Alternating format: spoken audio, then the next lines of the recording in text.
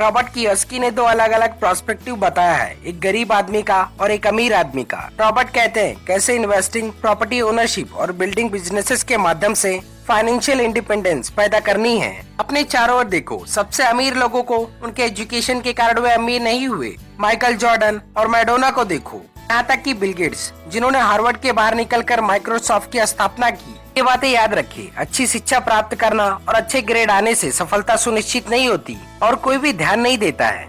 इस बुक में रॉबर्ट ने अपने दोनों डैड के प्रोस्पेक्टिव को बताया है। अमीर डैड उसके फ्रेंड के डैड थे और गरीब डैड उसके खुद के डैड थे। अमीर डैड ने 8th के आगे नहीं पढ़ा था, जबकि गरीब डैड ने PhD की थी। दोनों ही अपने करियर में सफल थे। दोनों ने जिंदगी भर कड़ी मेहनत की थी। दोनों ने काफी पैसा कमाया था, परंतु उनमें से एक पूरी जिंदगी पैसे के लिए परेशान होता रहा। दूसरा हवाई के सबसे अमीर व्यक्तियों में से एक बन गया। एक के मरने पर उसके परिवार और जरूरतमंदों को करोड़ों डॉलर की दौलत मिली। दूसरा अपने पीछे कर्ज छोड़कर मारा। गरीब डैड कहते हैं पैसे का प्यार सभी बुराइयों की जड़ है, जबकि अमीर डैड कहते हैं पैसे की कमी सभी बुराइयों की जड़ है। यही कारण है कि अमीर अमीर हो जाते हैं और गरीब गरीब होते हैं। पैसे के लिए मिडिल क्लास का संघर्ष इसलिए होता है क्योंकि पैसे का विषय घर पर पढ़ाया जाता है, न कि स्कूल में। हम में से अधिकतर हमारे माता पिता से पैसे कमाना सीखते हैं। धन का विषय स्कूलों में नहीं पढ़ाया जाता। स्कूलों में स्कॉलस्टिक्स और प्रोफेशनल स्किल्स पर जोर दिया जाता है, न कि फाइनेंशियल स्किल्स पर। कुछ और भी बातें हैं जो गरीब डैड और अमीर डैड के प्रोस्पेक्टिव को बताते हैं। गरीब डैड कहते हैं मैं इसे नहीं खरीद सकता, जबकि अमीर डैड कहते हैं मैं इसे कैसे खरीद सकता हूँ, तो हमारा दिमाग काम करने लगता है। गरीब डैड कहते हैं मेहनत से पढ़ो ताकि तुम्हें किसी अच्छी कंपनी में जॉब मिल जाए, जबकि अमीर डैड कहते हैं मेहनत से पढ़ो ताकि तुम्हें किसी अच्छी कंपनी को खरीदने का मौका मिल जाए। गरीब डैड कहते हैं जहाँ पैसे का सवाल हो सुरक्षित कदम उठाओ, जबकि अमीर डैड कहते हैं खतरों का सामना करना सीखो। पैसे में बहुत पावर है, लेकिन जो सबसे अधिक शक्तिशाली है वो है फाइनेंशियल एजुकेशन। पैसा आता है और जाता है, लेकिन अगर आपके पास पैसा कैसे काम करता है आपको ये पता है तो आप उस पर सत्ता हासिल कर सकते हैं और पैसे का निर्माण कर सकते हैं। लेसन 1, अमीर लोग पैसे के लिए काम नहीं करते। यदि आप अमीर बनना चाहते हैं तो आपको पैसे बनाना सीखना होगा। अपने दिमाग का उपयोग करें। हर व्यक्ति की आत्मा का एक हिस्सा कमजोर और जरूरतमंद होता है जिसे खरीदा जा सकता है। ज्यादातर लोगों की एक कीमत होती है और उनकी कीमत इसलिए होती है क्योंकि हम सभी में दो भावनाएं, डर और लालच। सुबह जागने, काम पर जाने, खर्च करने, सुबह जागने, काम पर जाने, खर्च करने। लोगों की जिंदगी हमेशा डर और लालच इन्हीं दो भावनाओं से चलती है। उन्हें अगर ज्यादा पैसे दे भी दो तो इसी पैटर्न पर चलकर अपना खर्च बढ़ा लेंगे। इस पैटर्न को चूहा दौड़ कहते हैं। अगर तुम्हें डर और लालच पर काबू पाना नहीं आता तो तुम चाहे कितने भी अमीर बन जाओ, असलियत में तुम एक बड़ी तनख्वाह पाने वाले गुलाम ही रहोगे। अमीर डैड इसका कोर कॉन्सेप्ट बताते हैं। असल में हम करते कैसा है, गाड़ी खींचने वाले गधे के सामने उसका मालिक गाजर लटकाए रखता है। गधे का मालिक जहाँ जाना चाहता है वहाँ जाता है, परंतु गधा लालच के कारण भाग रहा है। कल गधे के लिए दूसरी गाजर आ जाएगी और गधा उसका पीछा करने लगेगा। अच्छी से चल रही सरकार और शिक्षित समाज में चीजों की कीमतें दरअसल कम होनी चाहिए। रॉबर्ट कहते हैं ये पैसे का अज्ञान ही है जिसकी वजह से इतनी लालच और डर पैदा होता है। डॉक्टरों ने अपनी फीस बढ़ा दी जिससे स्वास्थ्य सुविधाएं हर एक के लिए महंगी हो गई। वकीलों ने भी अपनी फीस बढ़ा दी, इसलिए टीचर्स भी अपनी सैलरी बढ़वाना चाहते हैं, जिसके कारण हमारा टैक्स बढ़ता है और ये सिलसिला अनंत काल तक चलता रहता है।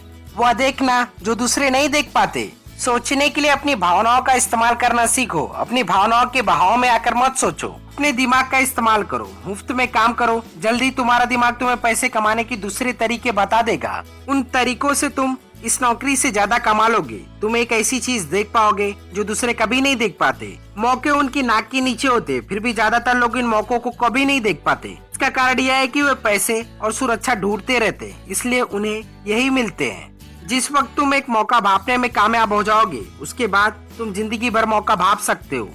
लेसन 2, पैसे की समझ क्यों सिखाई जानी चाहिए। 1923 में उस समय के सबसे महान नेता और सबसे अमीर बिजनेसमैन शिकागो में एजवाटर बीच पर इकट्ठा हुए। ये लोग बहुत मशहूर थे। चार्ल्स श्वाब सबसे बड़ी स्टील कंपनी के मुखिया थे। सैमुअल इंसूल दुनिया की सबसे बड़ी यूटिलिटी के अध्यक्ष थे। हार्वर्ड हॉब्सन सबसे बड़ी गैस कंपनी के मुखिया थे। आइवर क्रूजर दुनिया की सबसे बड़ी कंपनियों में से एक इंटरनेशनल मैच कंपनी के अध्यक्ष थे। Ian Fraser bank of international settlements के अध्यक्ष थे। Richard Whitney New York stock exchange के मुखिया थे। आर्थर कॉटन और जेसी लिवरमोर सबसे बड़ी दो स्टॉक स्पेकुलेटर्स थे। अल्बर्ट फाल प्रेसिडेंट हार्डिंग के कैबिनेट मंत्री थे। 25 साल बाद इनमें से 9 लोगों का अंत इस तरह हुआ। 5 साल तक कर्ज में डूबे रहने के बाद गरीबी में मरे। कंसुल की मौत विदेश में दिवालियेपन की हालत में हुई। यूजर और कॉटन भी गरीबी में मरे। हॉब्सन पागल हो गए। पिटनी और फॉल उस समय जेल से रिहा हुए थे। फ्रेजर और लिवरमोर आत्महत्या कर चुके थे। शायद कोई भी ठीक से यह नहीं बता सकता कि इन लोगों के साथ ऐसा क्यों हुआ था। आज हम इन लोगों से ज्यादा मुश्किल समय में जी रहे हैं। परिवर्तन बहुत ज्यादा तेजी से हो रहे हैं। मुझे लगता है कि आने वाले 25 सालों में से बहुत से ऐसे उतार चढ़ाव आएंगे जो इन लोगों के द्वारा झेले गए उतार चढ़ाव की तरह होंगे। अगर लोग फ्लेक्सिबल, दिमाग खुला रखने और सीखने के लिए तैयार रहे तो इन परिवर्तनों के बावजूद वे बहुत अमीर बन सकते हैं। लोग ये सोचेंगे कि पैसा ही उनकी समस्या को सुलझा सकता है, तो ऐसे लोगों के लिए आने वाला समय बहुत परेशानी से भरा होगा। बुद्धि से समस्याएं सुलझती हैं और पैसा आता है। अगर आपके पास पैसे की समझ नहीं है तो पैसा चाहे आ भी जाए पर ज्यादा देर तक नहीं टिकता। हमने लॉटरी जीतने वाले उन गरीब लोगों की कहानियां सुनी हैं जो अचानक अमीर बन जाते हैं पर कुछ समय के बाद वे गरीब हो जाते हैं। ये लोग लाखों करोड़ों जीतते हैं फिर भी लौटकर वहीं आ जाते हैं जहां से इन्होंने शुरू किया था। रॉबर्ट ने बहुत इजी शब्दों में एसेट्स और लायबिलिटीज का डिफरेंस बताया है जो नॉर्मल कॉमर्स में सिखाए गए मीनिंग से थोड़ा अलग है। एसेट कोई भी वो चीज है जो मेरी जेब में पैसे डालती है। लायबिलिटीज कोई भी वो चीज है जो मेरी जेब से पैसे निकालती है। गरीब आदमी और घर पर रहने वाले किसी नौजवान का कैश फ्लो। गरीब आदमी को पैसे मिलते हैं फिर वो पैसे उसकी जरूरी खर्चों में खत्म हो जाते हैं जैसे कि टैक्स, भोजन, किराया, कपड़े, एंटरटेनमेंट और ट्रेवलिंग में। मिडिल क्लास का कैश फ्लो थोड़ा अलग होता है। उसे पैसे मिलते हैं, वो पैसे उसके जरूरी खर्चों में खर्च होते हैं और बाकी बचे पैसे लायबिलिटीज पर खर्च करता है जैसे भोजन, कपड़े, टैक्स, रेगुलर खर्चे और एंटरटेनमेंट के लिए। बाकी बचे पैसे लायबिलिटीज में खर्च करता है जैसे mortgage, consumer loans, credit card. जबकि अमीर आदमी का कैश फ्लो कुछ ऐसा होता है, वे उस पैसे से पहले एसेट बनाते हैं जैसे stock, bonds, notes, real estate etc. और फिर उससे बने पैसों को खर्च करते हैं जो आते हैं डिविडेंड, इंटरेस्ट, रेंट और रॉयल्टी से। इसलिए अमीर और अमीर होते जाते हैं, उनके इनकम के सोर्स बढ़ते जाते हैं। अगर आपको अमीर बनना है तो ये बातें याद रखिए। इस बात से फर्क नहीं पड़ता कि आप कितना कमा रहे हो, बल्कि आप उन पैसों को कैसे और कहाँ खर्च करते हैं, ये इम्पोर्टेंट है। लोग अक्सर जरूरत से ज्यादा कड़ी मेहनत करते हैं क्योंकि उन्होंने कड़ी मेहनत करना तो सीखा है परंतु पैसे से अपने लिए कड़ी मेहनत करवाना नहीं सीखा। ये बातें याद रखिए। स्कूलों को इसलिए बनाया गया है ताकि वहाँ पर अच्छे कर्मचारी तैयार हो सके, ना कि अच्छे मालिक। इस लेसन का लास्ट क्वेश्चन, मिडिल क्लास को पैसे की तंगी क्यों होती है? आज की कर्जदार सोसाइटी 2 बातें मानती है। पहला यह कि खुद का घर एक एसेट होता है और दूसरा यह कि सैलरी बढ़ने पर खर्च भी बढ़ना चाहिए या एक ज्यादा बड़ा घर खरीद लेना चाहिए। बढ़ते हुए खर्च के कारण परिवार ज्यादा कर्ज में फंस जाता है और उन्हें पैसे की ज्यादा तंगी का सामना करना पड़ता है। हालांकि वे अपनी नौकरियों में लगातार तरक्की कर रहे हैं और उनकी सैलरी लगातार बढ़ती जा रही है। हाई रिस्क लिविंग कहा जाता है और इसका कारण यह है कि ऐसे लोगों में पैसे की समझ नहीं होती। लेसन 3, अपने काम से काम रखो। लोगों की जिंदगी में पैसे की तंगी इसलिए आती है क्योंकि अपनी सारी जिंदगी दूसरों के लिए काम करते रहते हैं। कई लोगों के पास तो जिंदगी भर काम करने के बाद भी अपने लिए कुछ नहीं बच पाता। दिन की नौकरी को करते रहे, अपनी असली एसेट्स को खरीदना भी शुरू कर दे, परंतु ऐसे लायबिलिटीज या व्यक्तिगत चीजों से बचे जिनकी कीमत एक बार घर लाने पर कम हो जाती है। जिस समय एक नई कार शोरूम से बाहर ले जाते हैं उसकी कीमत 25% कम हो जाती है। यह सच्ची एसेट नहीं है, हालांकि आपके बैंकर भी इसे एसेट मानते हैं। वयस्कों के लिए यही सही है, अपने खर्चे कम कर ले, अपनी लायबिलिटीज को घटा ले और मेहनत से ठोस एसेट का आधार बना ले। इससे पहले कि आप शादी करें, घर खरीदे, बच्चे पैदा करें, खतरनाक फाइनेंशियल कंडीशन में फंसे, नौकरी को कसकर पकड़े रहे और हर चीज को उधार खरीदें, जिससे आप अपनी नौकरी के बहुत सालों तक कर्जों से बाहर नहीं निकल पाएंगे। रॉबर्ट कहते हैं, मेरी दुनिया में इसलिए एसेट्स कई तरह की होती हैं। ऐसे बिजनेस जिसमें मेरे होने की जरूरत ना हो, मैं उनका मालिक जरूर हूँ परंतु उन्हें दूसरे लोग चलाते हैं। स्टॉक, बॉन्ड्स, म्यूचुअल फंड, आमदनी देने वाला रियल एस्टेट, नोट्स, रॉयल्टीज और ऐसी हर जो चीज कीमती है जो आमदनी देती है और जिसका मूल्य बढ़ जाता है और जिसका बाजार तैयार है। लेसन 4, टैक्स का इतिहास और कॉर्पोरेशंस की ताकत। जनता रॉबिनहुड के इकोनॉमिक प्रिंसिपल में भरोसा करती थी जिसमें अमीरों से लेकर बाकी सब में बांट दिया जाता है। समस्या यह थी कि सरकार की पैसे की भूख इतनी बढ़ गई कि जल्दी मिडिल क्लास पर भी टैक्स लगाने की नौबत आ गई और वहाँ से धीरे धीरे टैक्स का बोझ नीचे की तरफ आता गया। अमीरों से वसूलो का नारा लगाने वाली भीड़ चाहे जितना भी जोर लगा ले, अमीर लोग उनसे जीतने का रास्ता हमेशा ढूंढ निकालते हैं। कॉर्पोरेशन द्वारा कुछ खर्च टैक्स चुकाने के पहले किए जा सकते हैं। अमीर ऐसे तरीके खोजते हैं जिनसे उन पर टैक्स का कम से कम बोझ पड़े। इसके लिए वे चतुर और स्मार्ट वकीलों तथा अकाउंटेंट्स की सेवा लेते हैं।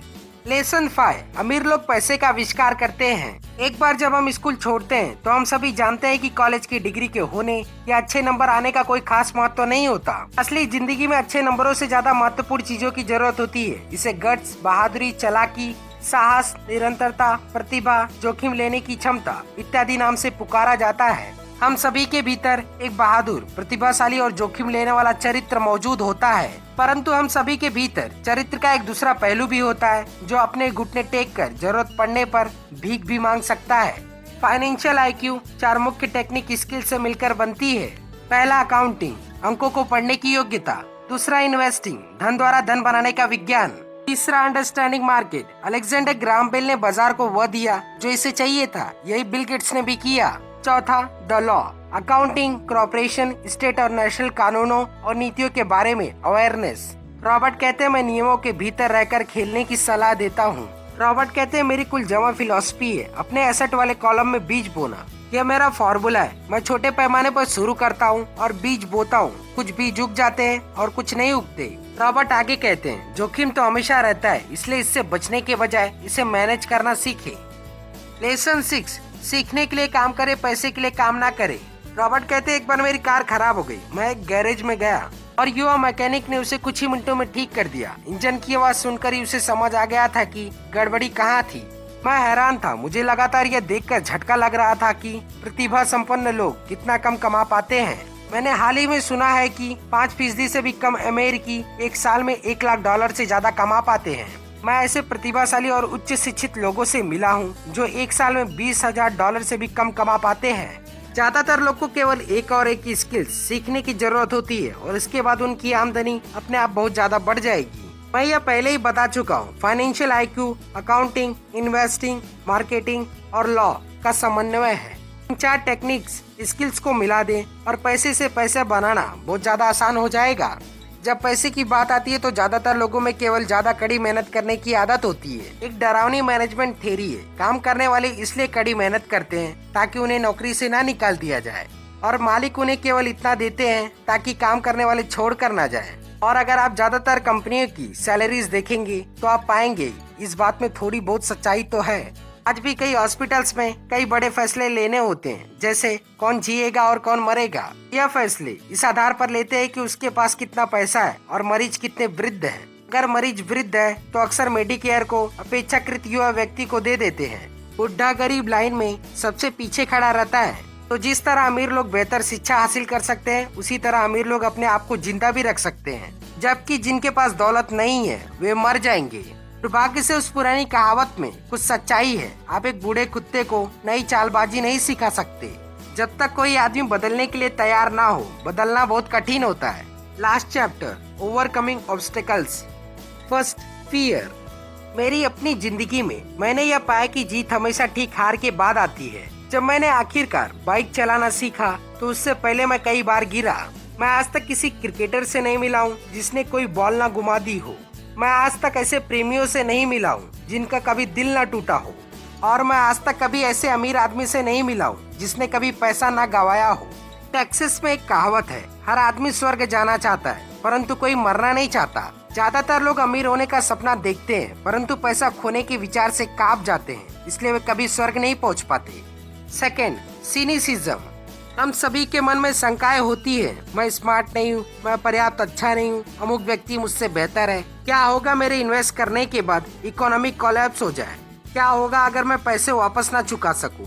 क्या होगा अगर घटनाएं मेरी योजना के हिसाब से ना हो? ऐसे दोस्त या चाहने वाले भी हो सकते हैं जो हमें अपनी कमजोरियों को याद दिला सकते हैं, चाहे हमने उनकी सलाह मांगी हो या नहीं। वे अक्सर कहते हैं, तुम्हें ऐसा क्यों लगता है कि तुम यह कर सकते हो? या अगर यह इतना ही बढ़िया होता तो हर कोई ऐसा ही क्यों नहीं कर रहा है? क्या यह कभी सफल नहीं हो सकता?